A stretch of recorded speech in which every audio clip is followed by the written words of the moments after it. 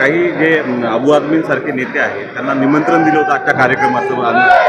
काही दुसरे समाजवादी पक्षाचे किंवा MIMचे नेते आहेत त्यांनाही निमंत्रण दिलं होतं. मात्र कोणी वंदे मातरमच्या 150 वर्षाच्या वर्षगाठीच्या कार्यक्रम आलेला नाही. वंदे मातरम हे असं गीत आहे की ज्याच्यामुळे आपला देश स्वतंत्र झाला.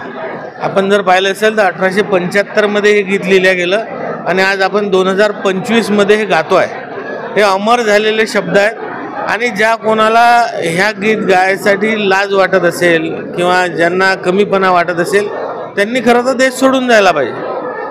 ज्या देशाचं खायचं, ज्या देशामध्ये मोठं व्हायचं आणि या गीताला विरोध करायचा, या गीताला गायला त्यांनी असमर्थता दर्शवायची, त्यांनी या देशातच राहू नये.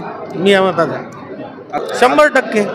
आज मला सांगा, मौलाना अब्दुल कलाम आझाद असतील, आपल्या देशाचे राष्ट्रपती APJ अब्दुल हे असतील, यांनी सुद्धा वंदे मातरम गायलेला आहे ना. वंदे मातरमाला कोणी विरोध केला?